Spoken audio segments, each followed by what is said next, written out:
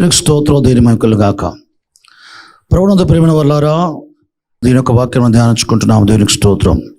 అపోస్తలుడైన పౌలు తన పత్రికల్లో పలు సంఘాలకు రాస్తూ దేవుని యొక్క సంకల్పాన్ని, దేవుని యొక్క ప్రణాళికను, ఆయన చిత్తానికి వచ్చిన మర్మాన్ని సంఘాలకు వ్రాతలో తెలిపేవాడు. అనగా ఆయన నోటి ద్వారా కూడా బోధించినప్పుడు సంఘాలకు ఈ విధంగా బోధించాడు అన్నమాట. సంఘాలకు ఏ విధంగా బోధించేవాడో సంఘాలకు ఆ విధంగా కూడా రాసి ఇచ్చాడు. దేవునికి స్తోత్రం. ఈ రాయబడ్డ వాక్యాన్ని బట్టి ఆనాటి సంఘాలకు అపోస్తలుడైన పౌలు ఏం బోధించాడో మనం తెలుసుకోవచ్చు. పౌలు కాలంలో మనం ఉన్నట్లయితే పౌలు కాలం నాటి సంఘాలు పౌలుతో బోధించబట్ట వల్ల పౌలు క్రీస్తు పౌలు నడుచుకున్నాడు. పౌలు ఆధ్వర్యంలో సంఘాలు కూడా పౌలు పోలి నడుచుకున్నట్టుగా బైబిల్ చెప్తా ఉంది. ఆ కాలం ముందు పౌలు కాలంలో మేము ఉన్నట్లయితే మేము కూడా క్రీస్తు పోలి నడిచే వారంగా ఉండటానికి మా కృప ఉండేది. కారణం పౌలు పరిచర్య అని అనుకోవడానికి అవకాశం ఉంది. కానీ దేవునికి స్తోత్రం. భవిష్యత్ జ్ఞానం గల దేవుడు తన పరిశుద్ధ ద్వారా ఏం చేశాడు తెలుసా? పౌలు ద్వారా ఆనాటి సంఘాలకు పౌలు ద్వారా దేవుడు బోధించిన బోధంతా పత్రికలు మనకు రాసి ఇచ్చాడు. పిల్లారా, దేవుని ఆలోచన మనకు తెలియజేయబడుతూ ఉంది అపోస్తలుడైన పౌలు ద్వారా. రాయబడ్డ వాక్యం చూస్తే ఒకప్పుడు మన గురించి చెప్తున్నాడు పౌలు. ఒకప్పుడు మనం దేవునికి దూరస్తులను, మన దుష్క్రియల చేత దేవుని ఎరగని వారంగా ఉండి దేవునికి విరోధమైన భావజాలాన్ని కలిగి ఉండి మనం ఏం చేస్తున్నాం? అనుభవంలో దేవుని ఎరగని వారంగా మనం ఉన్నాం. ఒకవేళ క్రైస్తవ కుటుంబాలు పుట్టి పెరిగే వ్యక్తులుగానే ఉండొచ్చు. క్రైస్తవ కుటుంబాలు పుట్టి పెరిగిన వారందరూ కూడా క్రీస్తులో విశ్వాసం ఉంచి ఆత్మరక్షణ పొందుతున్నారా? వారు కదిలిస్తే క్రిస్మస్ గురించి చెప్తారు, వారు కదిలిస్తే ఈస్టర్ గురించి చెప్తారు, వారు కదిలిస్తే గుడ్ ఫ్రైడే గురించి చెప్తారు, వారు కదిలిస్తే ప్రభు బల గురించి చెప్తారు, వారు కదిలిస్తే ఇంకేవేమో చెప్తారు. దేవునికి స్తోత్రం. అవసరమైతే అనేక పండగల గురించి చెప్తారు. మంచిది.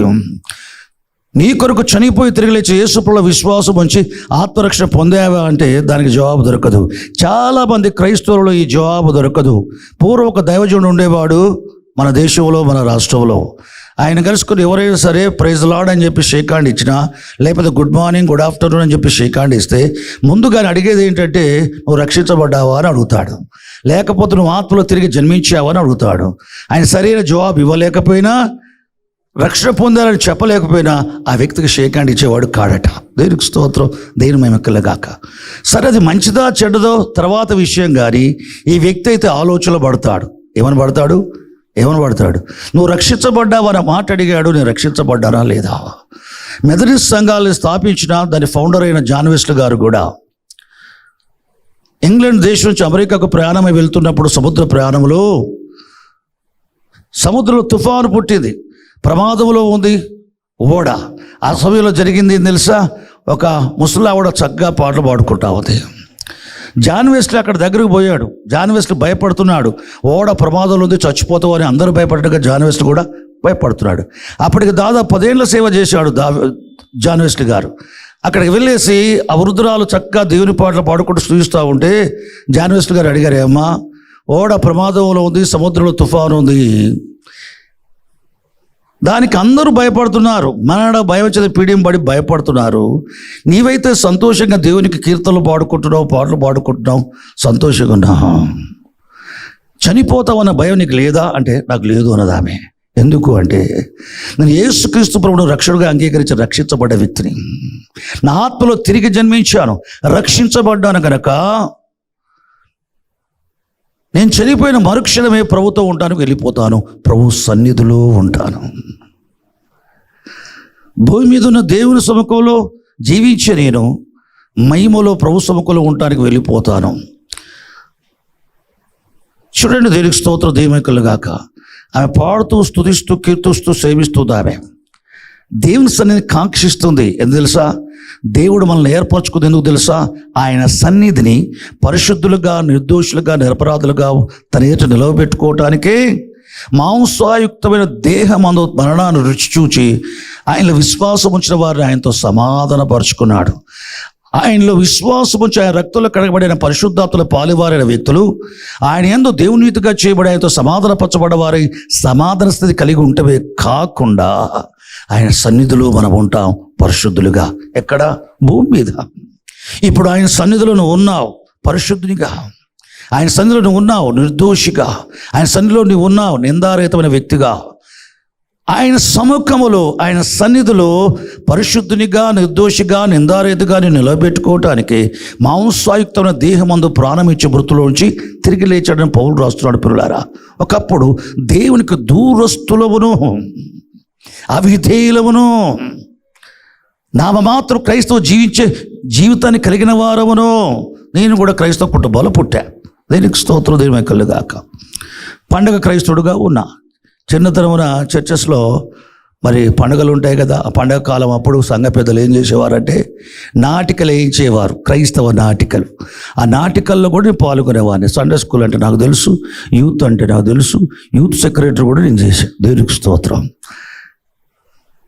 ఇటువంటి విషయాలు సంఘ వాతావరణంలో కూడా నేను ఉన్నా. ఒకవైపు లోకంలో ఉన్నా, ఒకవైపు దీనికి సంబంధించిన వాతావరణంలో కూడా ఉన్నా. కారణాలు తిరిగి జన్మించిన అనుభవం లేదు. ఆ వృద్ధురాలను అడగ్గా నేను తిరిగి జన్మించాను, నాకు మరణ భయం లేదు అన్నది ఆమె. జాన్ వెస్లీ గారు ఆశ్చర్యపోయారు. దేవునికి స్తోత్రం. కాస్త ఓడలు నడుచుకుంటూ ముందుకు వెళ్ళినప్పుడు ఒక అదృశ్యమైన వృద్ధుడైన వ్యక్తి అడిగాడు, జాన్ వెస్లీ నువ్వు తిరిగి జన్మించావా అన్నాడు. అని చెప్పి ఈ వ్యక్తి, జాన్ వెస్లీ గారు ఆ వ్యక్తికి జవాబు చెప్పటానికి ఏమీ లేదు. ఏం చెప్పాలో తెలియక ఆలోచిస్తున్నప్పుడే ఆ వ్యక్తి అదృశ్యమైపోయాడు. ఈయనకి ఇంకా భయం పట్టుకుంది. ఆ ఓడలోని యొక్క ప్రక్క ఒక ఖాళీ ప్రదేశానికి పోయి మోకరించి, ప్రభువా ఈ తిరిగి జన్మించడం అంటే నాకు తెలియదు ప్రభువా. ఒకప్పుడు నాతో ఉండి వెళ్ళిపోయిన జార్జ్ వైట్ఫీల్డ్ కూడా తిరిగి జన్మించాలా, పద్ధతులు కాదు, తిరిగి జన్మించాలని చెప్పాడు. అప్పుడు దానికి నేను ఒప్పుకోలేదు. కానీ ఇప్పుడు చూస్తే అవిశ్వాసన మనుషులు మరణానికి భయపడ్డట్టుగా నేను కూడా భయపడుతున్నాను. మరణ భయం లేని ఈ స్త్రీని చూస్తే నేను తిరిగి జన్మించావని చెప్తుంది. ఇది ఏమని ఆలోచిస్తుండగా వృద్ధులైన మనుషులు తిరిగి జన్మించావని చెప్తున్నారు. ఈ తిరిగి జన్మించడం ఏంటో నాకు అర్థం కావట్లేదు అని మోకరించి ప్రార్థన చేస్తూ ఉంటే ఆయన పాప స్థితి ఆయనకు అర్థం కాక, ప్రభువా నేను పాపిని, నా పాపాలు క్షమించాడట. ఈ ఒక్క మాటతో ఏమైపోయింది తెలుసా? యేసుక్రీస్తు ప్రభు నామములో అతడు పాపక్షేమం పొందటమే కాకుండా యేసు రక్తం ఆయన పాపాలు కడిగివేయగా పరిశుద్ధాత్ముడు ఆయనలో ప్రవేశించగా నూతన స్వభావం కలిగింది. ఆయన ఆత్మ తిరిగి జన్మించి రక్షించబడ్డ వ్యక్తిగా చేయబడ్డాడు. కొన్ని సంవత్సరాలు ఆత్మరక్షణ పొందకుండా సేవ చేసిన వ్యక్తి మెథడిస్ట్ సంఘాల ఫౌండర్ జాన్ వెస్లీ గారు. దేవునికి స్తోత్రం. ఈ రకంగా మెయిన్లైన్ చర్చెస్లలో చాలామంది ఉంటారు క్రైస్తవులు, రక్షణ నొందని క్రైస్తవులు. అయితే గమనించండి, దేవుని సేవకులైన వారు పౌలు సంఘాలకు దేవుని యొక్క ఆలోచన, దేవుని యొక్క సంకల్పాన్ని, ప్రణాళికలు తెలిపినట్టుగా దైవ సేవకులు సంఘాలకు తెలిపినట్లయితే జాన్ వెస్లీ గారు ప్రభు చేత పట్టబడ్డట్టుగా, అబ్రహాం రాజు ప్రభు చేత పట్టబడ్డట్టుగా అందరూ పట్టబడే అవకాశాలు ఉంటాయి. దేనికి స్తోత్రం, దేని మహిమకులుగాక. దేవుడు తన పోలిక స్వరూపంతో నరుడు స్త్రీగా పురుషుగా సృజించాడు. ఆయన సన్నిధిలో పరిశుద్ధులుగా, నిర్దోషులుగా, నిందారేతంగా ఉండటానికి. దేనికి స్తోత్రం. ఆదాము వలన వ్యక్తుల్ని, ఒక భార్య భర్తలను దేవుడు సృష్టించాడు. వారిని ఆశీర్వదించాడు, మీరు ఫలించి అభివృద్ధి పొంది సంతానాన్ని కని భూమి నింపమని. దేనికి స్తోత్రం. అతనికి పిల్లలు కలగాలని భార్య భర్తలను ఆశీర్వదించాడు. అనగా ఒక స్త్రీ భర్త పిల్లలు కలిగి ఉంటాం, ఒక పురుషుడు భార్య పిల్లలు కలిగి ఉంటాం. దీని యొక్క చిత్తం. దేవుడు వ్యక్తిగా ఆదాము సృష్టించడమే కాకుండా, దంపతులుగా సృష్టించడమే కాకుండా, ఒక కుటుంబముగా సృష్టించబట్టు దేవుని చేత కలిగింది. ప్రియులారా, దేవునికి స్తోత్రం. ఎందుకు దేవుడు నరులను స్త్రీలుగా, పురుషులుగా, పిల్లలు కలిగిన తల్లిదండ్రులుగా ఒక కుటుంబంగా సృష్టించాడు? ఆయన సన్నిధిని పరిశుద్ధులు, నిర్దోషులమై ఉండి ఆయన ముఖదర్శనం చేస్తూ సేవించడానికి. ఎప్పుడు చనిపోయిన తర్వాత బ్రతుకుండగానే పరలోకములోనా, భూమి మీదనా? భూమి మీదనే. మొదట భూమి మీద ఏ కుటుంబములు దేవుని సన్నిధిలో ఉండి పరిశుద్ధంగా, అనింద్యంగా, నిర్దోషంగా జీవిస్తూ ఆయన సేవిస్తూ ఉంటారో, పరలోకములు కూడా ఆయన సింహాసనం ఎదుట ఉండి తెల్లని వస్త్రాలు ధరించుకున్న వారమై ఖర్జూరం అట్లా చేత పట్టుకుని సింహాసనాసుడైన దేవునికి, గొర్రెపిల్లకును మా రక్షక స్తోత్రం అని చెప్తారు. ఆయన సన్నిధిని పరిశుద్ధులుగా, నిర్దోషులుగా, నిర్ధారితలుగా ఉండి ఆయన ముఖదర్శనం చేస్తూ ఆయన సేవించేవారుగా ఉంటారు. పిల్లారా, ఇది దేవుని యొక్క ఆలోచన. కానీ ఆదాము అవ్వలు ఏం చేశారు? ఆరంభంలోనే దేవుని ఆజ్ఞను అతిక్రమించి దేవునికి దూరం అయిపోయారు. దేవునికి అయిపోయారు, దేవుని నుంచి వేరు చేయబడి దూరం అయిపోయారు. ఆదాము ద్వారా కలిగిన మానవ జాతులంతా కూడా ఆదాముతో పాటు దేవునికి దూరస్తులుగా ఉన్నారు. పాపపు స్వభావాన్ని కలిగి దుష్టక్రియలతో జీవించేవారుగా ఉన్నారు. తమలో ఉన్న పాపములను అజ్ఞానము చేత పరలోక దేవుని ఎరగని వారుగా ఉన్నారు. దేవుని ఎరగని వారుగా మనుష్య జాతులు ఉన్నాయి. ప్రియులారా, ఏ దేవుని చేత మనుషులు భార్య భర్తలుగా కుటుంబాలుగా సృష్టించబడి జరిగిందో వీరు తన సన్నిధిలో ఉన్నట్లుగా దేవుడు సృజించుకున్నాడు, కానీ తనకు దూరంగా ఉన్నట్టుగా సృజించుకోలేదు. తన సన్నిధిలో ఉండి ఆయన ముఖదర్శనం చేస్తూ సహవాసం చేస్తూ ఆయన సేవించడానికి ఆయన మనం సృష్టించుకున్నాడు. దేవునికి స్తోత్రం. ఆదాము చేసిన అతిక్రమణ పోలి మనం చేయని వారి మీద కూడా పాపం ఏలి పాపాన్ని ఆధారం చేసుకుని మరణం ఏలుతూ ఉంటే దేవునికి స్తోత్రం, దేని మహిమ కలుగాక. పాపాన్ని బట్టి దేవుని దూరంగా జీవించే మన కొరకు పరలోకము దేవుడు ఏం చేశాడు తెలుసా? దేవునికి స్తోత్రం. మరి గర్భాన పరిశుద్ధాత్మల మానవ శరీరాకారంతో వచ్చాడు. బెత్లెహేములో పుట్టాడు ఆయన, నజరేతులో పెరిగాడు ఆయన. యెరూషలేము, యూదయ, సమరయ, గలిలయ ప్రాంతాల్లో రాజ్య సువార్త ప్రకటించి దయ్యాలు వెలగొట్టి రోగులు స్వస్థపరిచి అద్భుత సూచికల మహత్కాలతో ప్రజలకు మేలు చేస్తూ సంతరించి చివరికి పాపుల చేతకు అప్పగించుకున్నాడు. ఆయన సిలువేయబడ్డాడు యెరూషలేములో. ఆయన చనిపోయి పాతి పెట్టబడ్డాడు. మూడో దిన తిరిగి లేచాడు. అనేకులు చూచుండగా ఒలీవ కొండ మీద నుంచి పరలోకానికి ఎక్కిపోయాడు. ఆయన ఈ లోకాన్ని, సమాధిని, పాతాళాన్ని, అంధకరసన అధికారాన్ని జయించిన వాడే పరలోకమందు మహామహుని సింహాసనం ఆసీనుడై ఉన్నాడు. ఆయన జయించి తండ్రి సింహాసనం కూర్చున్నాడు. దేవుని కుమారుడు తండ్రి సింహాసనం కూర్చొని తండ్రి స్థానంలో ఇప్పుడు ఉన్నాడు. దేవునికి స్తోత్రం, దేవుని మహిమ కలుగాక. ఆయన త్వరలో ఆర్భాటముతో ప్రధానదూత శబ్దముతో దేవుని బూరతో పరలోకంలో రెండవసారి ఈ లోకానికి రాబోతున్నాడు. దేవునికి స్తోత్రం, దేవుని మహిమ కలుగాక. చాలా ప్రాముఖ్యమైన విషయం గమనించండి. యేసుప్రభు రెండవసారి వచ్చుచున్నప్పుడు బైబిల్ వచ్చుచున్నాం. యేసుప్రభు గురించిన ప్రత్యక్షత అపోస్తలుడైన యోహానికి ప్రకటన గ్రంథాలు ఇచ్చాడు. ప్రకటన గ్రంథంలో పత్మోస్ ద్వీపంలో యోహాను ఉండగా ఆత్మవశుడై ఉండగా ప్రభు దినమంటే మనలాంటి ఆదివారం దినమున పరలోకుడు యేసుక్రీస్తు ప్రభు వచ్చి కనబడ్డాడు. అంతకు మునుపు ఎన్నడూ చూడనట్టుగా చూచాడు యేసుప్రభుని. అగ్ని జ్వాల వంటి నేత్రాల వడగా యేసుప్రభు చూచాడు. అపరంజిని పోలే పాదాల వడగా చూచాడు. ముఖం సూర్యుని వలె ప్రకాశించడం చూచాడు. తల వెంట్రుకలు హిమమును పోలు తెల్లగా ఉండటం చూచాడు. ఆయన నోట గుండా వాడిన రెండచ్చకట్టుగా బయలుదేరటం చూచాడు.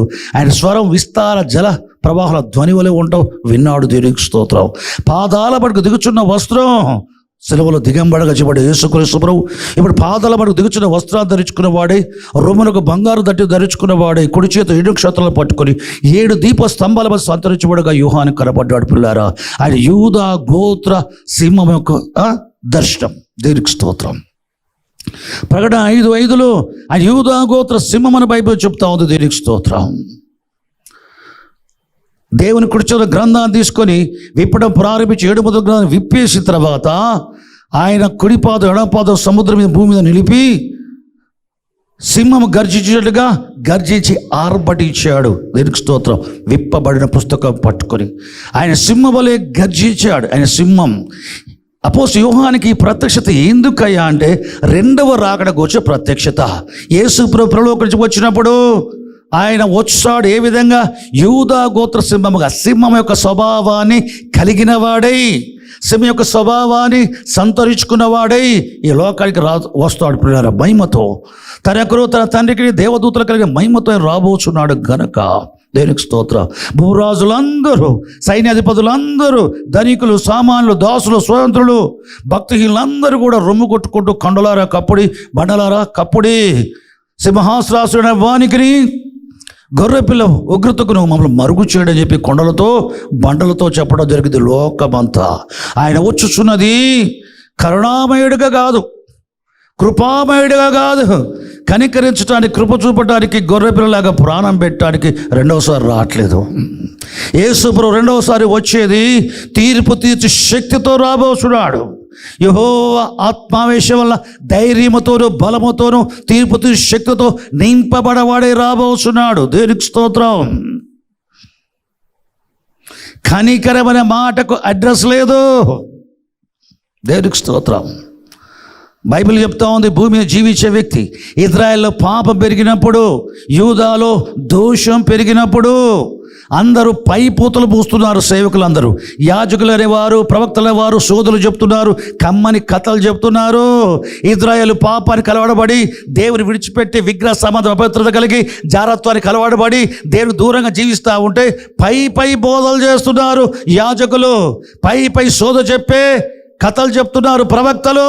అటువంటి సమయంలో మీకా ప్రవక్త ఉన్నాడు. మీకా ప్రవక్త ఏమంటున్నాడు చూడండి. మీకా గ్రంథం 3వ అధ్యాయం 9వ వచనం చూసినట్లయితే, నేనైతే యాజకుల్లా కాదు, నేనైతే ఆ ప్రవక్తల్లా కాదు, నేనైతే అని ఏం చెప్తున్నాడు? యూదా దోషమును కనపరచుటకై, ఇజ్రాయేల్ యొక్క పాపమును తెలియజేయటకై యెహోవా ఆత్మావేశం వలన, ఏ ఆవేశం? యెహోవా ఆత్మావేశం వలన ధైర్యముతోను బలముతోను తీర్పు తీర్చు శక్తితోను నింపబడి ఉన్నాను. హల్లెలూయా, దేవునికి స్తోత్రం. యేసుక్రీస్తు ప్రభు కూడా అంతే. లోకములో భ్రష్టత్వం మూర్తి భవించి ప్రపంచమంతా యేసు ప్రభువును కాక మెస్సి అనే పేరుతో వచ్చే క్రీస్తు విరోధులు సాతాన్ని గడ్సర్పాన్ని ఆరాధిస్తూ ఉంటే పరలోకుడు దేవుని కోపం బయలుపరచబట్టమే తీర్పులు, ప్రకటన గ్రంథ తీర్పులు. ఆ తర్వాత జరిగేది ఏంటి? ఆనాటి ఆ దినముల శ్రమ ముగిసిన వెంటనే సూర్యుడు చీకటిగా, చంద్రుడు రక్తవరుగా మార్చబడతారు, నక్షత్రాలు రాలుతాయి, శక్తులు కదిలించబడతాయి. అప్పుడు మనుష్య కుమారుడు రెండవ రాకడ సూచన కనబడడం. అప్పుడు ఆయన మేఘాడై వస్తాడు. ప్రాణం పెట్టడానికి కాదు వచ్చేది, ప్రాణాలు తీయడానికి రాబోతున్నాడు, వచ్చుచున్నాడు. మీకా చెప్పినట్టుగా యెహోవా ఆత్మావేశము చేత ధైర్యముతోనూ బలముతోనూ తీర్పు తీర్చు శక్తితోనూ, దీంట్లో కనికరము, జాలి, దయ, ప్రేమ లేదు. దేనికి స్తోత్రం, దేని మైకలుగాక. యేసు ప్రభువు రెండవ రాకడలో ఆ విధంగా ఆయన రాబోచున్నాడు. తీర్పు తీర్చడానికి చీల్చే స్వభావాన్ని కలిగిన సింహం యొక్క స్వభావం కలిగి ఆయన రాబోచున్నాడు. పిల్లలారా, దేనికి స్తోత్రం, దేని మైకలుగాక. కానీ ఆయనే దాదాపు 2000 సంవత్సరాల క్రితం ఈ లోకానికి మాంసయుక్తమైన దేహమందు ప్రత్యక్షమయ్యాడు. మాంసయుక్త దేహమందు శ్రమపడి తల నుంచి అరికల గాయపరచబడి రక్తమిచ్చి చనిపోయి పాత పెట్టబడి 3వ తిరిగి లేచాడు. ఎందుకు గాయపరచబడ్డాడు? ఎందుకు రక్తమిచ్చాడు? దేవునికి దూరంగా జీవిస్తున్న మనము దేవునికి సమీపంగా ఆయన సన్నిధిలో పరిశుద్ధులుగా, నిర్దోషులుగా, నిందారహితులుగా ఆయన సన్నిధిలో మనల్ని నిలబెట్టుకోవటానికి ఆయన మాంసాయుక్త దేహమందు ప్రాణమిచ్చి లేచాడు. ఆయన చనిపోయి లేచిన యేసు ప్రభువులో విశ్వాసం వచ్చిన వారిని తనతో సమాధానపరుచుకొని ఏం చేస్తున్నాడు? పాపాన్ని బట్టి దూరస్తు మిమ్మల్ని నా రక్తము చేత పరిశుద్ధపరచుకొని, ఆత్మయందు పరిశుద్ధపరచుకొని ఏం చేస్తాను? పరిశుద్ధులుగా తీర్చి నిర్దోషులుగా, నిందారతలు చేసి నా సన్నిధిలో నిలబెట్టుకుంటాను. ఇది గాడ్స్ ప్లాన్. ఆయన సన్నిధిని పరిశుద్ధులుగా, నిర్దోషులుగా, నిందారతలుగా మనం నిలవబెట్టుకునే వాళ్ళని మాంసాయుక్తమైన దేహమందు మనం సమాధానపరుచుకున్నాడు. దేవునికి స్తోత్రం, దేవుని కలుగాక.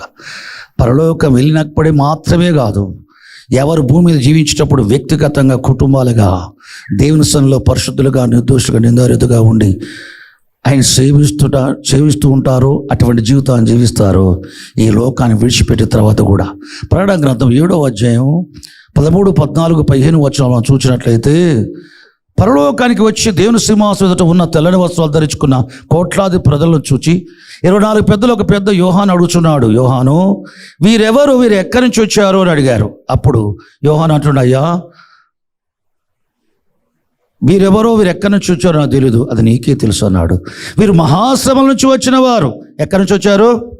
మహాశ్రమల నుంచి వచ్చారు. గొర్రెపిల్ల రక్తంలో వస్త్రాలు ఉతుక్కొని తెలుపు చేసుకున్నారు. దేవుని ఆలయములో ఉండి, సింహాసనం దేవుని ఆలయములో ఉండి వారు దివారాత్రములు రాత్రి పగలు ఆయన సేవించుచున్నారు. ఎక్కడ? పరలోకంలో, నిత్యత్వములో, రాబోయే లోకములో సింహాసన దేవుని ఎదుట ఆయన సన్నిధిలో నిలిచుండి తెల్లని వస్త్రాలు ధరించుకున్న వారు చెప్పబోయే మాట ఏంటట? రాత్రింబగలు ఆయన సన్నిధిలో ఉండి ఆయన సేవించుచున్నారు. పరలోకంలో ఇది. ప్రకటన గ్రంథం 22వ అధ్యాయం 1-5 వచనాలు. నూతన యెరూషలేము పట్టణం, క్రొత్త భూమి, క్రొత్త ఆకాశకి దిగి వస్తుంది. క్రొత్త భూమి మీద పరలోకం వచ్చి నూతన యెరూషలేము పట్టణం దిగిరాగా ఆ పట్టణంలో దేవుని సింహాసనం ఉంటుందని ఆశయుడై ఉంటాడు. ఆ సింహాసనం నుండి రాజవీధి ఒకటి బయలుదేరుతుంది. ఆ రాజవీధి గుండా ఏం బయలుదేరుతుంది? జీవజలం నది. ఆ జీవజలం ఆవల ఈవల ఆవరించిన జీవవృక్షం ఉంటుంది. ఆ జీవవృక్ష ఫలములు సంవత్సరానికి 12 కాతలు కాస్తుంది, 12 సార్లు ఫలం ఇస్తుంది. దేవునికి స్తోత్రం, దేవుని కలుగాక. ఇప్పుడు రోగులైన వారిని స్వస్థపరచడానికి దాని ఆకులు ఉపయోగపడుతున్నాయి. చాలామంది అడుగుతారు, దాని ఆకులు స్వస్థ కొరకు జనుల స్వస్థ కొరకు ఉపయోగించబడి ఉంటే మన వాళ్ళు అనుకుంటారు పరలోకి వెళ్ళిన తర్వాత కూడా రోగులు ఉంటారు, అప్పుడు ఆకులు ఉపయోగిస్తారు అనుకుంటారు. కాదు, ఇప్పుడు భూమి మీద జీవించే కాలంలో మన వ్యాధుల్లో రోగాల్లో ఈ జీవవృక్షం యొక్క ఆకుల్ని వినియోగించబడటం జరుగుతుంది స్వస్థ కొరకు. స్వస్థపరచబడటానికి దేవునికి ఎన్నో విధానాలు ఉన్నాయి. యెరూషలేము దేవాలయ స్థలంలో బేతస్తున్న కోనేరు ఉంది. ఆ కోనేరు దగ్గర 5 మంటపాలు ఉన్నాయి. ఈ కోనేరు దగ్గర ప్రతి విధమైన వ్యాధిగ్రస్తులు, రోగస్తులు అక్కడ పడి ఉంటారు. కుంటివారు, గ్రుడ్డివారు, పక్షవాయు రోగులు, రకరకాల వ్యాధిగ్రస్తులు అక్కడ పడి ఉంటారు. పరలోకం నుండి దూత దేవుని చేత పంపబడ్డప్పుడు ఆ దూత వచ్చేసి బేతెస్త కోనేరు నీళ్ళని కదిలించినప్పుడు ఆ కదిలింపబడే పిమ్మట ఎవడు ఏ వ్యాధిగ్రస్తుడు ఎట్టి వ్యాధిగ్రస్తుడు సరే దిగినట్లయితే అట్టి వాడు స్వస్థపరచబడతాడు బైబిల్ చెప్తుంది. దేవునికి స్తోత్రం. ఇదొక విధానం స్వస్థపరచడానికి. అదేవిధంగా పరలోకములో జీవవృక్ష ఫలం ఉందే నూతన యెరూషలేము పట్టణంలో చూపెడుతున్నాడు. ప్రకటన గ్రంథం 22వ అధ్యాయంలో దేవుని సింహాసనం, రాజవీధి, జీవజల నది, దాని ఒడ్డున జీవవృక్షము, దాని ఆకులు రోగులు స్వస్థపరచడానికి వినియోగపడునని బైబిల్ చెప్తుంది. ఆ తర్వాత ఆయన సింహాసనం ఉండి నొసట ఆయన నామము రాయబడిన వారే ఆయన ముఖదర్శనము చేయుచు రాత్రి మగలు ఆయన దాసులు ఆయన సేవించుచున్నారు. ఆయన దాసులు నొసట ఆయన పేరు ఉంటుంది. ఆయన సమకూల సన్నిధిలో ఉండి రాత్రి మగలను ఆరాధిస్తూ ఉంటారు. అది మన నిత్యత్వం. ఆయన సన్నిధిని పరిశుద్ధులు నిర్దోషులుగా నిందారేతగా నిలబెట్టుకోవటానికి ఆయన ప్రణాళిక ఉంది. ప్రియులారా, అది ఎట్లా సాధ్యం? మాంసాయుక్తమైన దేహం అందు ఆయన మరణ రుచి మృతులోంచి లేవటం వల్ల సాధ్యం. దేవునికి స్తోత్రం, దేని మైకులుగాక. ప్రభువును పిలువలారా, మీరు చర్చకు వచ్చారు, మంచిది. భార్యలు వచ్చారా? భర్తలు రాకపోవచ్చు. భర్తలు వచ్చారా? భార్యలు రాకపోవచ్చు. తల్లిదండ్రులు వచ్చారా? పిల్లలు రాకపోవచ్చు. పిల్లలు వచ్చారా? తల్లిదండ్రులు రాకపోవచ్చు. లేకపోతే కుటుంబాలే రాకపోవచ్చు. కుటుంబాలు కొందరు వచ్చి కొందరు రాకపోవచ్చు. కుటుంబ సమేతంగా మీరు వచ్చి ఉండొచ్చు, ఏదో ఒకటి ఉండొచ్చు. దేవుని మందిరానికి నువ్వు వస్తున్నావంటే అర్థం ఏం తెలుసా? దేవుని సన్నిధికి వస్తున్నా, ఆయన సన్నిధిని వస్తున్నాం. దేవుని ఆలయంలో ఉన్నాడు. నా నివాస స్థలముగా నేను కోరుకున్న స్థలం ఇదే, నిత్యము నా నివాస స్థలం ఇదే. ఆయన నామమును జ్ఞాపకార్థం చూడ స్థలములో నేను వస్తాను, ఉంటాను. ఇక్కడ వచ్చేవారు ఆశిస్తారని చెప్పుకొచ్చాడు. దేవునికి స్తోత్రం. కాబట్టి భక్తుడు 84 కీర్తనలో నేను దేవాలయానికి వెళ్ళాలని ఆశపడతాడు. ఎందుకు? జీవంగల దేవుని దర్శించడానికి. మనం దేవుని దర్శించడానికి వచ్చాం, దేవుని సమకూలంలో నిల్చుండి ఆయన సేవించడానికి వచ్చాం, ఆయన సన్నిధికి వచ్చాం, దేవుని ఆరాధించడానికి వచ్చాం, ఆయన ముఖదర్శనం చేస్తూ ఆయన సేవించడానికి వచ్చాం. ప్రియులారా, దేవునికి స్తోత్రం, దేవుని మహిమకలుగాక. ప్రతి విశ్వాస దేవుని ముఖ దర్శనం చేయవచ్చు. దేవుడు ఆత్మగా మన మధ్యలో ఉన్నప్పుడు నీ ఆత్మయే దేవుని ముఖాన్ని చూచేది. అందుకనే బైబిల్ చెప్తా ఉంది. యెషయా గ్రంథం 59వ అధ్యాయం మొదటి 2 వచనాలు చూసినట్లయితే, రక్షింపనేరకున్నట్టు నా హస్తం కురచ కాలేదు, మీ ప్రార్థన వినబడకున్నట్లు నేను నా చెవులు మందగిరలేదు, మీ పాపాలు మీ దోషములే నా ముఖాన్ని మీకు మరుగు చేసే అంటున్నాడు. సామాన్య ఇజ్రాయేల్ గురించి చెప్పే మాట. ఇజ్రాయేల్ కొరకు యేసుప్రభువు అప్పుడు ప్రాణం ఇచ్చి మృతుల్లో లేచేవాడుగా లేడు. విశ్వసించిన వారికి పరిశుద్ధాత్మ అనుగ్రహించబడటం లేదు. అయినను వారు విమోచించబడ్డ జనం, ఐగుప్తు దాసగృహం నుంచి గొర్రెపిల్ల రక్తం చేత విమోచించబడి ఈ జనం, దేవుడిచ్చిన ధర్మశాస్త్రం, దేవుడిచ్చిన యాజకులు, దేవుడిచ్చిన ప్రవక్తలను బట్టి వీరు జీవితాలు నిర్వహించబడేటి. వీరు ప్రార్థన చేస్తే దేవుని ముఖం చూడొచ్చట. అందుకనే దీన్ని బట్టి యేసుప్రభువు ఏం చెప్పాడు? హృదయ శుద్ధి గల వారు ధన్యులు, వారు దేవుని చూచెదరు. దేవునికి స్తోత్రం.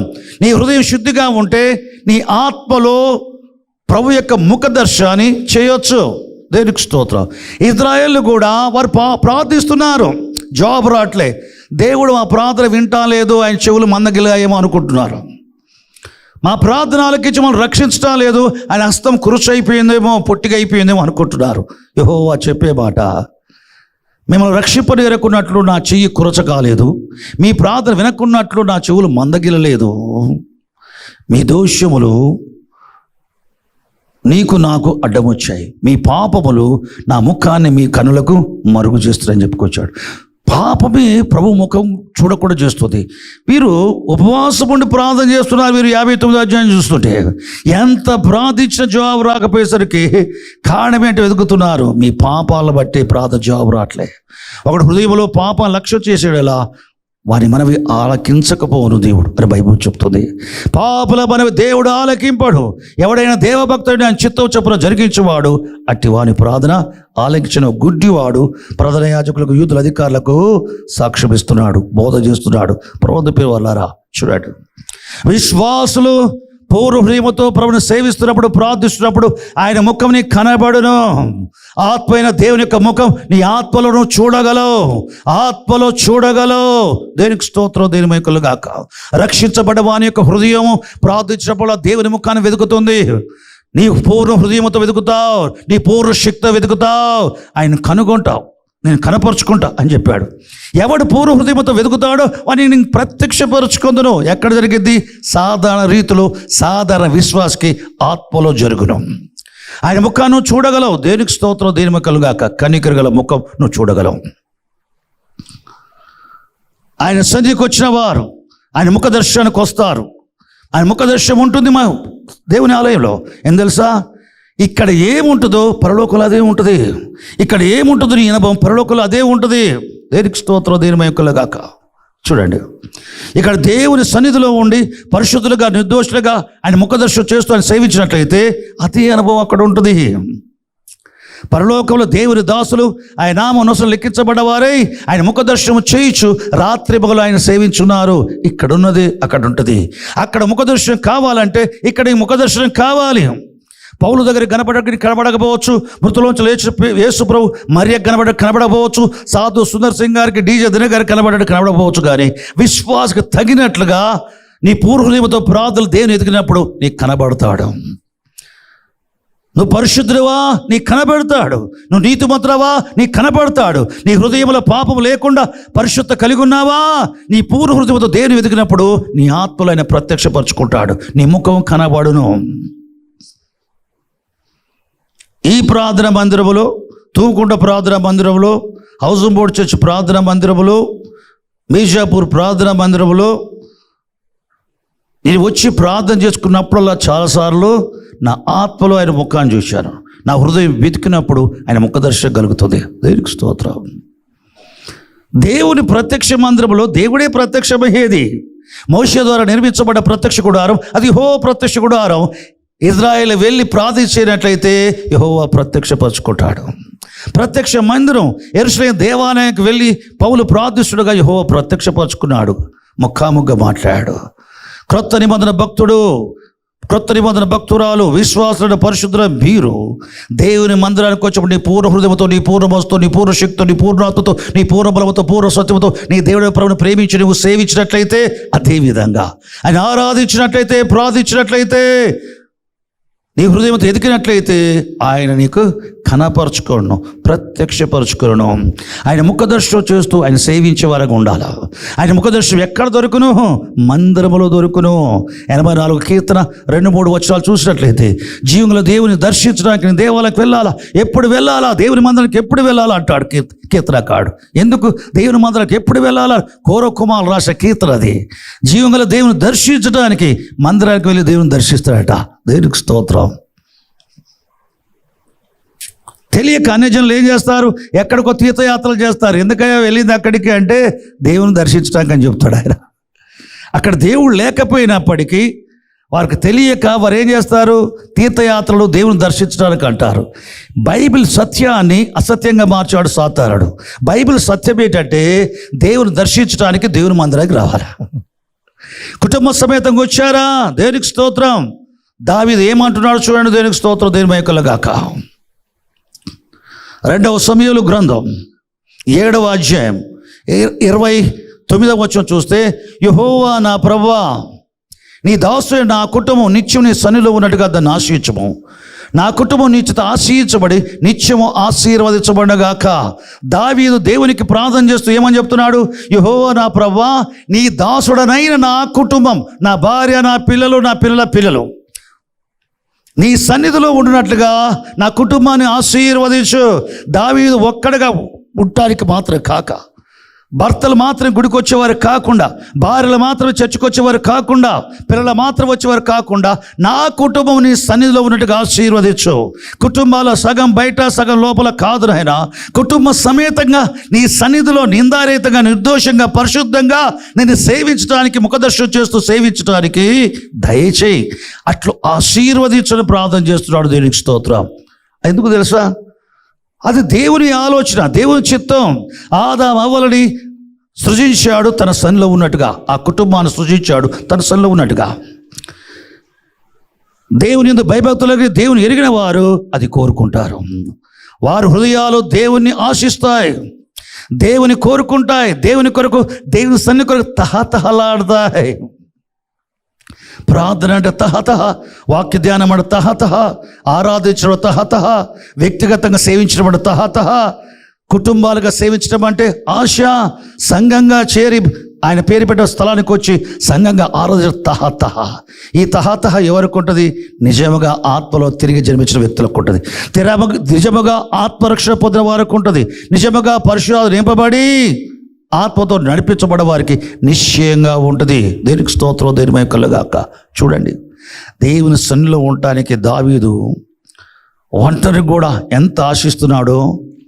మొదటి సమూయేలు గ్రంథం 26వ అధ్యాయం 20వ వచనం చూస్తే, నా దేశమునకు దూరముగాను నీ సన్నిధికి ఎడమగాను నేను మరణము నొందకూడునుగాక.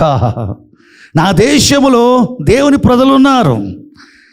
అది వాగ్దాన దేశం.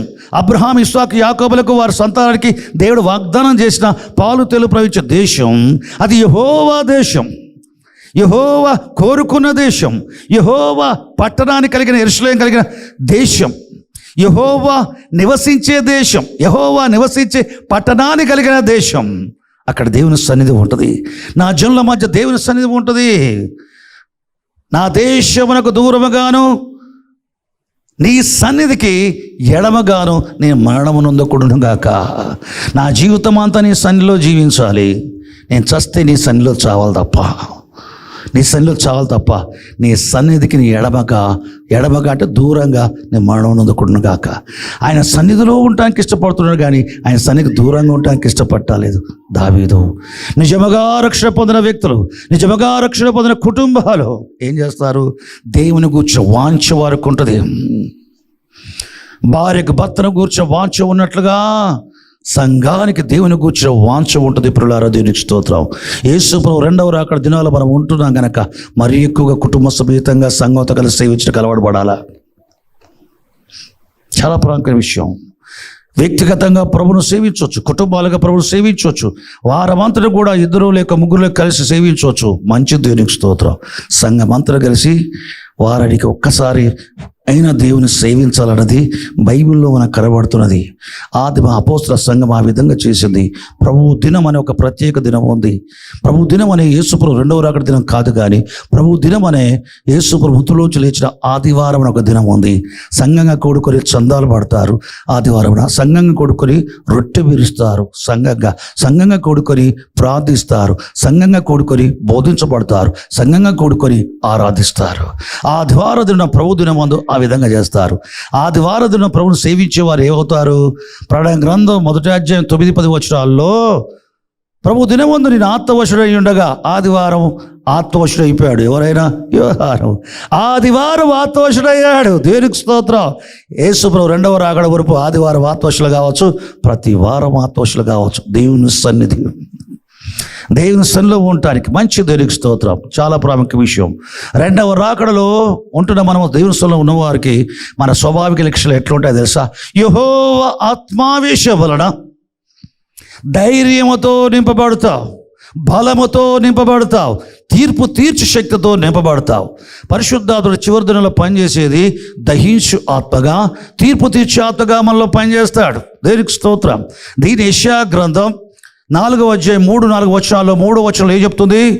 సీయోను కొండ మీద శేషించిన జనం వారు పరిశుద్ధులుగా ఎంచబడి వారి గ్రంథంలో రాయబడతారు. వారి పేర్లను చెప్తూ దహించు ఆత్మలను, తీర్పు తీర్చు ఆత్మలను, సీయోను కుమార్తెను కల్మషమును కడిగి వేసినప్పుడు అంటాడు. పరిశుద్ధాత్ముడు పవిత్రపరుస్తాడు. దేవునికి స్తోత్రం, దేని కలుగాక. పరిశుద్ధ గ్రంథంలో పలు చోట్ల అపోస్తులు చెప్పారు, ఆత్మ మిమ్మల్ని పరిశుద్ధపరచవలెను. యేసుక్రీస్తు నామమున దేవుని ఆత్మయందున మీరు పరిశుద్ధపరచబడి నీతిమంతులుగా తీర్చబడతారు. పరిశుద్ధాత్మ పరిశుద్ధపరుస్తాడు. హల్లెలూయా. ఏకాంతమందు ఒక కొండపై ఉండి నా పాపాలు ఒప్పుకొని క్షమించని అడిగినప్పుడు ప్రభు కనికరపడి ఆ పాపాలు క్షమించడంతో పాటు పరిశుద్ధాత్మ నింపాడు. ఒక గడియ పరిశుద్ధాత్మ పూర్ణై ఉన్నాను. చూడండి, నా క్లోజ్ అన్నీ కూడా చెమటతో నిండిపోయాం. అప్పుడే దేవుడు అతను మాట్లాడడం మొదలుపెట్టాడు. అక్కడ నుండి బయలుదేరి ఒక దగ్గరికి వెళ్ళి ఒక గదిలో ఉండి ప్రార్థన చేయడానికి మోకరించబోయేసరికి పూర్తిగా మోకరించబడిపోయి పరలోకం నుండి గొప్ప ప్రభావంతో సన్నిధితో కూడిన పరిశుద్ధాత్మ బలముగా నన్ను హిట్ చేశాడు. ఇట్లా తాగగానే నేను పడిపోయాను. సాయంకాలం 7:30 గంటల నుంచి రాత్రి 12 గంటల వరకు నేను తెలియదు, ట్రాన్స్లో ఉన్నాం. అంటే ఆత్మ వశుడైన పొరుల. ఎందుకు అన్ని గంటలు టైం తీసుకొని పరిశుద్ధాత్ముడు ఆ విధంగా చేశాడంటే ఆత్మ మిమ్మను పరిశుద్ధపరచవలెను. యేసు రక్తం కడగబట్టడం పరిశుద్ధాత్మలో ప్రవేశించడం మట్టుకే కాదు, ఆత్మలను పరిశుద్ధపరచడం ఉంటుంది. దేనికి స్తోత్రం. దాదాపు 4 గంటలకు పైగా పరిశుద్ధాత్మ పరిశుద్ధపరిచే కార్యాన్ని చేశాడు. దేనికి స్తోత్రం. ఆత్మ మిమ్మల్ని పరిశుద్ధపరచడం వలన వారమంతా తిరుగుతాము, జాబ్స్ అని, వ్యాపారం అని, అదని ఇదని. ఒకవేళ రుచికల భోజనాలు టేబుల్ మీద లేకపోతే భార్య మీద ఏ వండిను అని అంటామని ఇట్లాడని చిన్న చిన్నయో పెద్ద పెద్దయో జరుగుతూ ఉంటాయి. తెలియకుండానే అని మనసులకో దేనికో అపవిత్రత అంటుకుంటుంది. దేవుని సన్నిధి రాగానే పరిశుద్ధులతో కలిసి ఆరాధిస్తూ ఉంటే ఒకరి పరిశుద్ధులు ఒకరు పాలువారు అవుతారు, ఒకరి విశ్వాసం ఒకరు పాలువారు అవుతారు. ఏమంటే దేవునికి స్తోత్రం. ఒకరి సన్నిధిలో ఒకరు పాలువారు అవుతారు, ఒకరికి అంటుకుంటారు. దేవునికి స్తోత్రం, దేవుని కలుగాక. ఆయన సన్నిధికి వచ్చావు, నీవు పరిశుద్ధపరచబడతావు. ఇది పరిశుద్ధను సంపూర్తి చేసుకునే మార్గములు సంఘంగా దేవుని సేవించే విధానం ఒకటి. చూడండి, ఈ చివరి దినాల్లో పూర్వంకి ఇప్పటికి ఒక భేదం చెప్తాను, మంచిది. యేసు ప్రభు కనికరగల వాడుగా వచ్చి లోకానికి ఆయన మన పట్ల ఉన్న కనికరంతో కూడా ఆసక్తిని బట్టి తన ప్రాణాన్ని తన ఇష్టపూర్తిగా పెట్టాడు. ఆయన మృతులోంచి లేచిన తర్వాత తన శిష్యులకు చెప్పాడు, ఈ సువార్తను సర్వలోకానికి వెళ్ళి సర్వసృష్టికి ప్రకటించండి. ఈ సువార్తను విన్నవారు ఎవరు నమ్ముతారో, నమ్మిన వారు ఎవరు బాప్తిసం పొందుతారో వారు రక్షించబడతారు అని చెప్పాడు యేసు ప్రభు. గమనించండి, దేవునికి స్తోత్రం. ఆయన చనిపోయి లేచాడు మన కొరకు అనే విషయాన్ని, ఆయన నీ కొరకు చచ్చిపోయి లేచాడు నమ్మినట్లయితే నువ్వు పాపక్షాపణ పొందిన వాడవై దేవుని బిడ్డగా చేయబట్టమే కాదు, శారీరకంగా రేపు చచ్చిపోయినా మృతుల పునరుద్ధరణ తిరిగి లేస్తావు. ఆయన చనిపోయి లేచిన విశ్వసిస్తే ఆత్మలో చనిపోయి నీవు బ్రతుకుతావు, శారీరకంగా చనిపోబోయే నీవు భవిష్యత్తులో బ్రతుకుతావు. ఇది సువార్త. ఇది సకల జనులకు ప్రకటించబడాలని చెప్పుకొచ్చిన సువార్త. దేనికి స్తోత్రం, దేని కలుగాక. దీన్ని ప్రకటించారు, సర్వలోకలు ప్రచురించబడుతుంది, విశ్వసిస్తూ ఉన్నారు. దేవునికి స్తోత్రం. చనిపోయి లేచిన యేసు ప్రభువులో విశ్వాసం ఉంచగానే ఏం చేయబడుతున్నారు? ప్రభువుతో సమాధానపరచబడ్డ వారై వారు పరిశుద్ధులుగా చేయబడి నిందారేతులుగా చేయబడి వారు ఏం చేయబడుతున్నారు? ప్రభు సముఖంలో నిలుస్తున్నారు. నిలిచి ఆయన సేవించే వారికి ఉంటున్నారు. మనం సేవించుండగా వారు సంఘంగా సేవించే వారికి ఉంటున్నారు. అనుదినము దేవుని సన్నిధిని అనుభవించే వారికి ఉంటున్నారు. భూమి మీద పరలోకాన్ని అనుభవిస్తున్నారు. మంచిది. వారు ఎంతగా దేవుని సన్నిధిలో ఉండి దేవుని సేవిస్తూ ఉంటారో అంతగా ఆత్మబలం పెరుగుతూ ఉంటుంది. ఎంతగా ఆత్మబలం పెరుగుతూ ఉంటుందో ఆత్మల తీవ్రత పెరుగుతూ ఉంటుంది. దేవుని స్వాభావిక లక్షణము నీలో ప్రత్యక్షపరచబడుతూ ఉంటుంది. చూడండి, ఆ కాలమందు చనిపోయి లేచిన యేసు ప్రభు గూర్చి కృపతో బలముతో నిండుకున్న స్తెఫను ప్రకటిస్తూ ఉన్నాడు. యేసు శరధారే వచ్చాడు, ఆయన మెస్సియా, ఆయన చనిపోయి లేచను, ఆయన విశ్వాసం వల్లే పాపక్షాపన అని చెప్పేసి ప్రజల మధ్య సువార్త ప్రకటిస్తూ సూచకలు అద్భుతాలు మహత్కాలు చేస్తున్నాడు. అప్పుడు యూదా ప్రజలందరూ కూడా ఆయన సభకి ఇచ్చారు. అధికారుల ముందు సభలో నిలవబెట్టారు. ఆయన అడిగాడు, ఏంటి ఈ పరిశుద్ధ స్థలానికి మోషే ధర్మశాస్త్రానికి విరుద్ధంగా నువ్వు మాట్లాడుతున్నావు? అప్పుడు ఆయన చెప్పాడు, అబ్రహాము నుంచి యేసుక్రీస్తు ప్రభు వరకు బైబిల్ చరిత్ర మొత్తం చెప్పాడు. దాదాపు 2000 సంవత్సరాల చరిత్ర ఆయన చెప్పుకొచ్చాడు. చివరికి ఆయన పరిశుద్ధత నిండుకున్నవాడు. ఆయన చెప్పాడు, ఆకాశం తెరపడ్డది, నేను చూస్తున్నాను, దేవుని మహిమను దేవుని కుడిపార్శ్వ నిలుచున్న మనిషి కుమారుని చూస్తున్నాను అని చెప్పుకొచ్చాడు. యేసుక్రీస్తు ప్రభు సాక్ష్యం ఇస్తున్నందుకు వారు అందరూ పగబట్టారో ఆ యేసు ప్రభు సాక్ష్యం ఇచ్చగా ఏమైపోయింది? కూడిన వారందరూ పళ్ళు పటపట కొరికి ఈయన యేసు ప్రభు చూస్తున్నాడట. మేము చంపిన యేసు సమాధిలో చేయబడితే ఈయనేమో చూస్తున్నాడట యేసు ప్రభుని అని చెప్పి ఏం చేస్తున్నారు? పళ్ళు పటపట కొరికి మసరతో నిండుకున్న వారి రాళ్ళు తీసుకొని రాళ్ళతో కొట్టి ఆయన చంపుతున్నారు. రాళ్లతో కొట్టగొడబడగా చచ్చిపోయే సమయానికి ఏం చేస్తుందా సార్? యేసుక్రీస్తు నామములో పరలోకపు అగ్ని దిగి వచ్చి, నేను ఏలియా ఆజ్ఞాపిస్తున్నాను, యేసుక్రీస్తులో పరలోకపు అగ్ని దిగి వచ్చి నన్ను రాళ్లతో కొట్టి వీరందరూ దహించునుగాక అన్నాడా? అనలేదు. దేనికి స్తోత్రం. ఒకవేళ వాక్యపరంగా ప్రవచనాసరంగా వాక్యం నేర్చుకోకపోతే చివరి దినాల క్రైస్తవులు కూడా మనం కనికరము జాలి గల వారుగా ఉండాలా. ఆత్మల తీవ్రత వద్దు, ధైర్యముతోనూ బలముతోనూ తీర్పు శక్తితో వద్దు, యెహోవా ఆత్మావేశం వద్దు అని చెప్పి బోధకులు కూడా చివరి దినాలు ఉండకపోరు. ప్రవచనాసరంగా వాక్యం ఎరగని వారు ఆ విధంగా ఉంటారు. స్టెఫెన్ ఆ విధంగా చేయలే. రాళ్లతో కొట్టి చంపుతున్న వారి విషయంలో స్టెఫెన్ ఏం చేశాడు తెలుసా? ప్రభువా, ఈ పాప వీరిపై మోపకము, నా ఆత్మను చేర్చుకొనము అన్నాడు. అక్షరాల వధింపబడ్డ గొర్రెపిల్ల శ్రమలో ఏం చేశాడు? అదే విధంగా స్టెఫెన్ చేస్తున్నాడు. చంపుతున్న శత్రువుల్ని ప్రేమిస్తూ వారి కొరకు విజ్ఞాపన చేస్తున్నాడు. ఈ పాపను వారిపై మోపకము. కనికరం ఉంది, దీంట్లో ప్రేమ ఉంది. నా ఆత్మను చేర్చుకో అన్నాడు. ఇది ఎప్పుడు తెలుసా? First century. ఇప్పుడు నీవున్నది ఫస్ట్ సెంచరీ కాదు, 21st సెంచరీ. వారిపై కుమ్మరించిన పరిశుద్ధాత్ముడే మనపై కుమ్మరించబడ్డాడు, కుమ్మరించబడుతూ ఉన్నాడు. కానీ ఈ చివరి దినాల్లో కుమ్మరించబడు పరిశుద్ధాత్ముడు నీకు ప్రభువా ఈ పాప వీరిపై మోపకు అని చెప్పి ఆ విధంగా ప్రార్థన చేయించడం. ఈ చివరి దినాల్లో పరిశుద్ధాత్మలో ఏం చేస్తాడు తెలుసా? ఆయన ఆత్మావేశాన్ని ఇస్తాడు, ధైర్యంతో నింపుతాడు. దేంతో నింపుతాడు? బలముతో నింపుతాడు, తీర్పు తీర్చు శక్తితో నింపుతాడు. కనుక ఏవేలు ప్రవచించిన దాసురాలు ఏం చేస్తారు? పైన ఆకాశం మహత్కార్య క్రింద భూమి మీద సూచకలు. ఏం సూచకలు మహత్కారాలు చేస్తారు? రక్తం, అగ్ని, పొగ, ధూమస్తంభాలు. ఈ సూచక్రియలు యెహోవా వారిలో కనపరిచే హస్తబలం. దేనికి స్తోత్రం. ఏలియాలో యెహోవా హస్తబలం కనపరచబడినట్లుగా, ఎలీషాలో యెహోవా హస్తబలం కనపరచబడినట్టుగా, దాసురాలలో యెహోవా హస్తబలం కనపరచబడగా రక్తం, అగ్ని, పొగ, ఆవిరి, ధూమస్తంభాలనే సూచకుల అద్భుతాలు కలుగుతాయి. ఇవి దయ్యాలు వెళ్ళగొట్ట, రోగులు స్వస్థపరచుట, చచ్చేవారు లేపుట కాదు. ఒకవైపు అయి ఉంటాయి. అంతకంటే ఎక్కువగా తీర్పుల పరిచర్య. యెహోవా ఆత్మావేశం వలన ధైర్యముతోను బలముతోను తీర్పు తీర్చు శక్తితో నింపబడే దాసురాలు ఏవేలు ప్రవచించిన ప్రవక్తలో ఉన్న దాసురాలు. ప్రకటన గ్రంథం 11వ అధ్యాయం 15 వచనం లోపల ఉన్న, ముఖ్యంగా 7 వచనం లోపల ఉన్న 2 ప్రవక్తలు వారు ఏం చేస్తారు? ప్రకటన 11వ అధ్యాయం 10వ వచనం చూసినట్లయితే ఆ 2 ప్రవక్తలు భూనివాసుల్ని బాధించినందున, 2 ప్రవక్తలు ఏం చేస్తారు? భూనివాసులు ఏం చేస్తారట? ప్రభువా ఈ పాపం వారిపై మోపకు అని అనరు. మరి పాపం చేస్తే నువ్వు తీర్పు తీసుకొని రాబోతున్నావు ప్రభువా, నీ దాకెందుకు, మేమే చూసుకుంటాం అంటారు వాళ్ళు. అంటే ఆ పరిశుద్ధాత్మ వేరు, ఈ పరిశుద్ధాత్మ వేరా? కాదు కాదు కాదు. దూరస్తులుగా ఉన్న నీవు క్రీస్తు యేసునందు దేవునితో సమాధానపరచబడి ఆయన సన్నిధిలో ఉండి సేవిస్తూ ఉంటే ఈ ఎంటైలో నీకు పెరిగేది తీవ్రత. నీ ఎంటైలో పెరిగేది నీకు రోషం, పెరిగేది పట్టుదల, పెరిగేది సమర్పణ, పెరిగేది ప్రభు పట్ల ఆసక్తి, పెరిగేది ప్రభు పట్ల ప్రేమ, పెరిగేది ప్రభు పక్షాన్ని నేను ఏమైనా చేయాలి, నా జీవితం దేవునికి అంకితం. నేను బ్రతుకుడు క్రీస్తే, చావైతే లాభం. నేను బ్రతుకుంటే క్రీస్తు పక్షాన అంతే. నా కొరకు కాదు, నన్ను ప్రేమించి నా కొరకు చనిపోయి లేచి యేసు ప్రభు కొరకే నా జీవితం తెగింపుతో కూడా సమర్పణ ఉంటుంది. యెహోవా ఆత్మావేశం వల్ల తీర్పు తీర్చు శక్తితో ధైర్యంతో నింపబడి ఉంటారు గనక వారు ఏం చేస్తారు? వారి నోట కూడా అగ్ని బలి శత్రువులను దహించేస్తుంది. కనికరం ఉందా? లేదు. నీళ్లు ప్రజలకు ఉపయోగపడతాయి, రక్తం చేసి పారేస్తారు. కనికరం ఉందా? నారాయణ తెగులతో భూనివాసులు బాధిస్తారు, భూమిని బాధిస్తారు. కనికరం ఉందా? లేదు.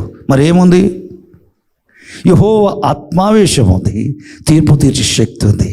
దేనికి స్తోత్రం.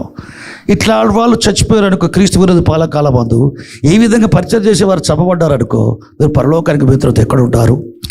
దేవుని సింహాసనం ఎదుట సువర్ణ బలిపీఠం ఉంటుంది. ఆ బలిపీఠ కింద భూమి మీద క్రీస్తు విరోధి పాలన కాలం మందు దేవుని వాక్యాన్ని ప్రకటిస్తున్నందుకు, యేసు ప్రభువుకు సాక్ష్యం ఇస్తున్నందుకు వధింపబడతారు. వధింపబడిన శరీరాలు ఇక్కడ రాలిపోతాయి, ఆత్మలు మాత్రం పరలోకములో దేవుని సింహాసనం ఉన్న బలిపీఠం కింద ఈ ఆత్మలు ఉంటాయి. వీరికి తెల్లని వస్త్రాలు ఇవ్వబడతాయి. వారు ఏం చేస్తారు? రాత్రి పగలు నాదా, దేవునితో సింహాసనం దగ్గర ఉంటారు వీరు. నాదా సత్యస్వరూపి పరిశుద్ధుడా, ఎందాక తీర్పు తీర్చుకుని ఉంటావు. ఇదేం ప్రార్థన, ఇదేం ప్రార్థన? కనికరం లేని ప్రార్థన, ప్రేమ లేని ప్రార్థన, జాలి లేని ప్రార్థన. ఎందాక తీర్పు తీర్చుకుని ఉంటావు? మా రక్తం నిమిత్తం భూనివాసులకు ప్రతిదండన చేయకుండా ఉంటావు. భూనివాసులకు నువ్వు తీర్పు తీర్చాలి, భూనివాసులకు ప్రతిదండన చేయాలి, తెగులతో బాధించాలి, కరువుతో చంపాలి, ఖడ్గముతో చంపాలి, ఫ్లడ్స్ రావాలి, సునామీలు రావాలి, భూకంపాలు రావాలి అని ప్రార్థన చేస్తారు. చేస్తారా? చేయరా? చేస్తారు. పరలోకంలో ఎక్కడ? ఎందుకు పరలోకంలో ఇట్లాంటి ప్రార్థన ఉంటాయి? భూమి మీద స్టెఫెన్, ఫస్ట్ సెంచరీ స్టెఫెన్ ఏమన్నాడు? ప్రభువా, ఈ పాపం వీరిపోయి మోపకు అంటే, వీళ్ళేమో వాళ్ళు చేసిన పాపాన్ని బట్టి చంపే అని ప్రార్థన చేస్తున్నారు. వాళ్ళు చంపేయి, తీర్పులు తీర్చు. ఎందాక ఈ భక్తులకు తీర్పు తీర్చకుండా ఉంటావు? ఎందాక నీ పరిశుద్ధులను వేధించే, బాధించే, చంపేవారిని చంపకుండా ఉంటావు? కరువుతో చంపు, ఖడ్గముతో చంపు, మృగాలతో చంపు, నానా విధమ తెగులతో చంపు. వారు ఒకరొకరు చంపుకున్నట్లుగా కలవరం పుట్టించు. ప్రార్థన చేస్తారు. షార్ట్లో ఇచ్చాడు ప్రేయర్, కానీ అన్నీ ఉన్నాయి దాంట్లో.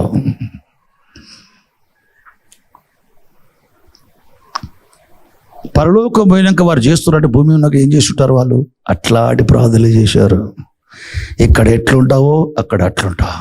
ఇక్కడ దేవుని సముఖంలో పరిశుద్ధుడిగా, నిర్దోషిగా, నిందారహితగా ఉండి ఆయన ముఖదర్శనం చేస్తూ సేవించి ఆయన సన్నిధిలో ఉండే కుటుంబంగా ఉంటే, నిత్యత్వంలో కూడా ఆయన సింహాసనం ఉండి ఆయన ముఖదర్శనం చేస్తూ ఏం చేస్తావు?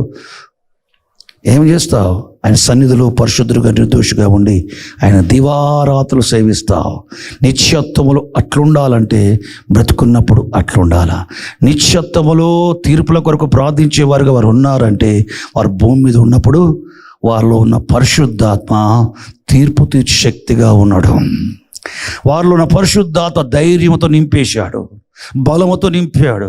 వారిలో పరిశుద్ధాత్మ ఎప్పుడు యెహోవా ఆత్మ ఆవేశించడమే. మిద్యాన్లు కనబడగానే యెహోవా ఆత్మ గిద్యోను ఆవేశింపజేస్తాయి. ఫిలిష్తీయులు కనబడగానే సంసోన్ని యెహోవా ఆత్మ ఆవేశింపజేస్తుంది.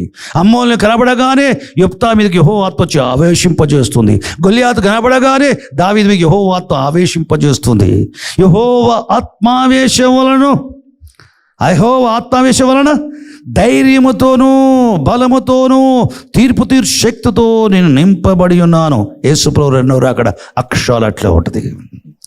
ఆయన మొదటి రాకడ కనికరం గలవాడుగా వచ్చాడు. కనికరపడి కుష్ఠులు శుద్ధీకరించాడు, కనికరపడి దెయ్యాల వెలగొట్టాడు, కనికరపడి కుటుంబాలు కట్టాడు, కనికరపడి చచ్చిపోరు లేపాడు, కనికరపడి ఆహారం పెట్టాడు, కనికరపడి ప్రజలకు సహాయం చేశాడు. యేసుప్రభు రెండవ రాకడలో కనికరం కాదు, యెహోవా ఆత్మావేశం వలన బలముతోనూ ధైర్యముతోనూ తీర్పు తీర్చే శక్తితో వస్తాడు. ఆయన నీతిని బట్టి తీర్పు తీర్చేవాడికి వస్తాడు. దేవునికి స్తోత్రం. నీతిని బట్టి విమర్శ చేయొచ్చు. ఆయన నోట నుండి బయలువెళ్ళు ఖడ్గమ చేత వధిస్తాడంతే, చీల్చేస్తాడంతే. తీర్పు తీర్చే శక్తితో నింపబడి రాబోతున్నాడు ఆయన. ప్రతిదండన చేయడానికి అగ్నిరూపముగా అగ్నిజ్వాలలో ప్రత్యక్షం కాబోతున్నాడు ఆయన. దేవునికి స్తోత్రం, దేని వెంకలుగాక.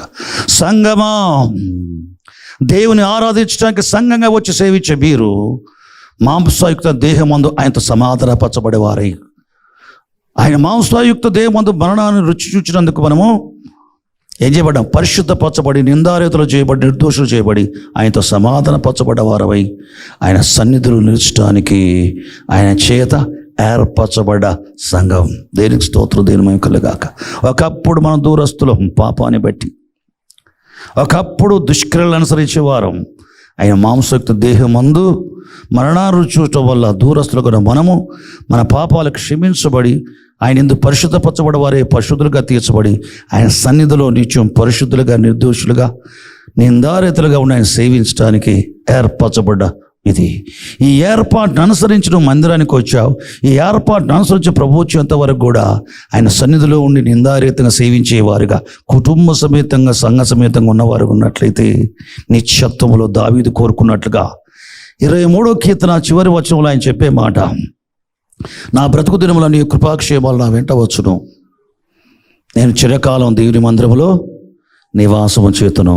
భూమి మీద మందిరం గురించి మాట్లాడలేదు. ప్రకటన గ్రంథములో 7వ అధ్యాయం 14-15 వచనాల్లో అక్కడ ఏ మందిరం రాయబడిందో దేవుని ఆలయములో ఉండి దివారాత్రులు ఆయన సేవించున్నారని చెప్తున్నారు.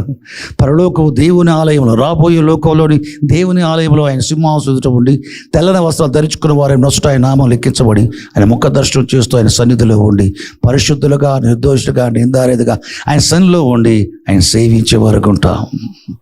ఈ చివరి దినాల్లో ఎవరైనా తీవ్రతతో కదిలించబడితే భయపడకు. పరిశుద్ధాత్మ అట్లా చేస్తాడు ఆయనను. దైవావేశంతో నింపబడితే భయపడకు. స్త్రీలైనా పురుషులైనా కోపంతో నింపబడితే భయపడకు.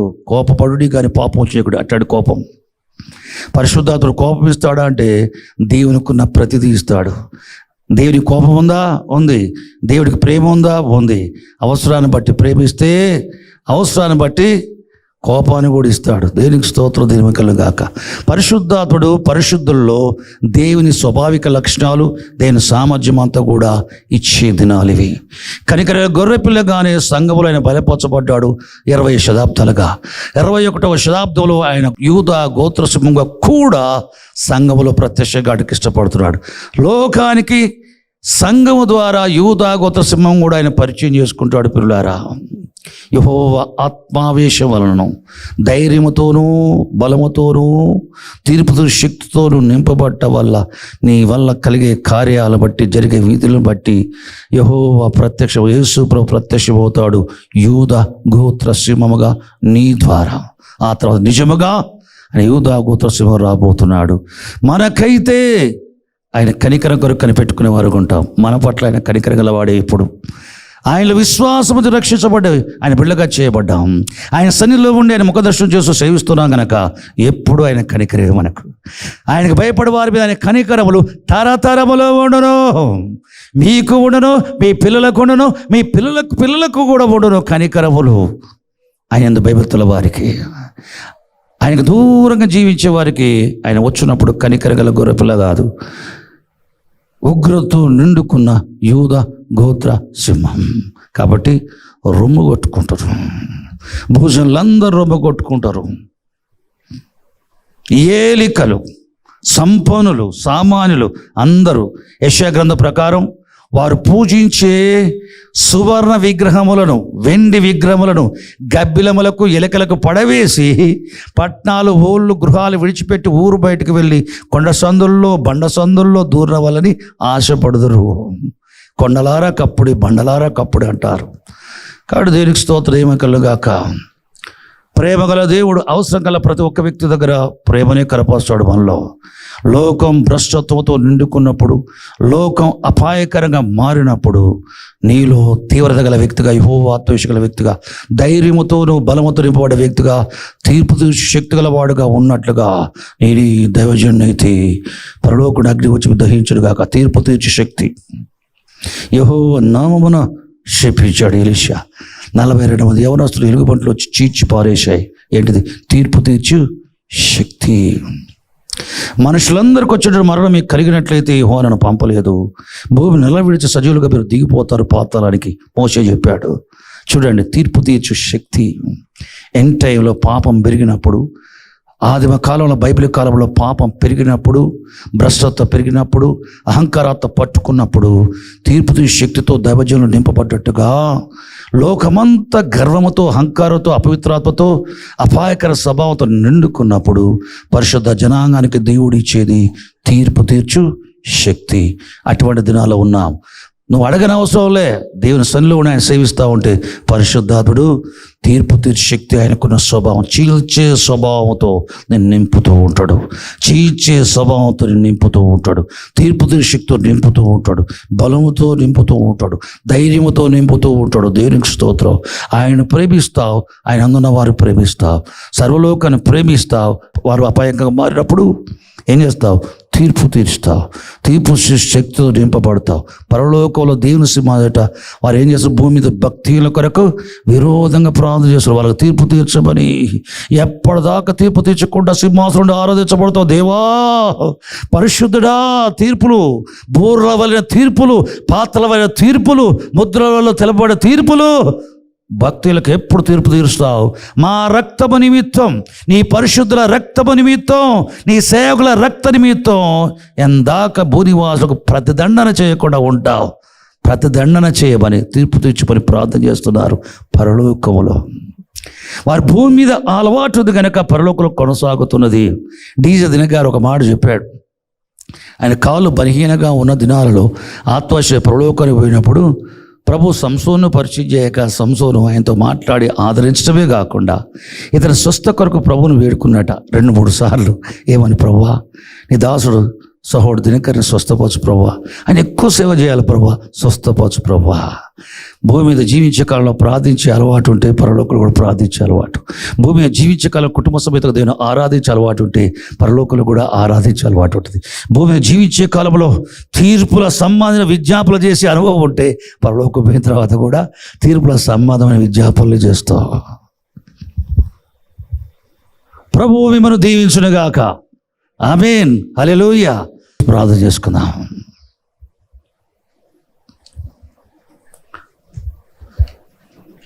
ప్రియులారా, మీ కుటుంబ సమేతంగా దేవుని సన్నిధిలో ఉండి సేవించేవారు ఉన్నారా? జీవన దేవుని దర్శించడానికి మందిరానికి వెళ్ళాలనే కుటుంబానికి ఆశ ఉన్నదా?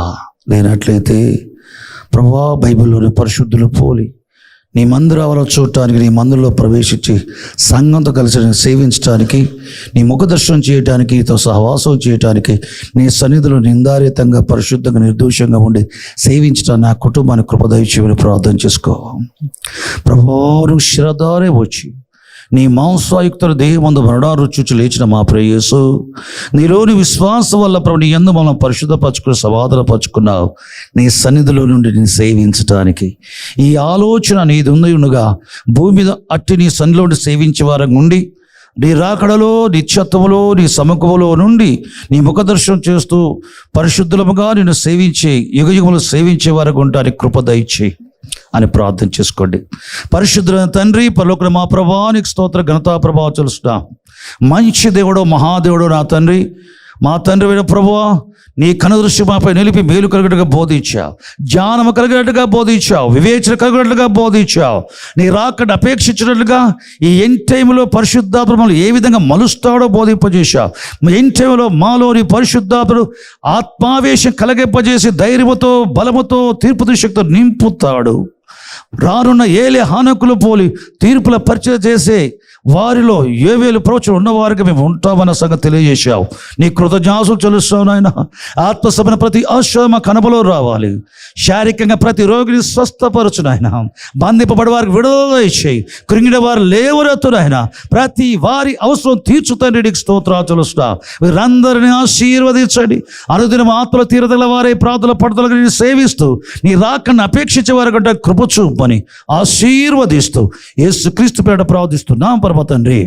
ఆమేన్, ఆమేన్. సువార్త సమయం, కృపకాల సందేశం, ఆ యేసు వాక్యం విశ్వాసికి నవజీవం. సువార్త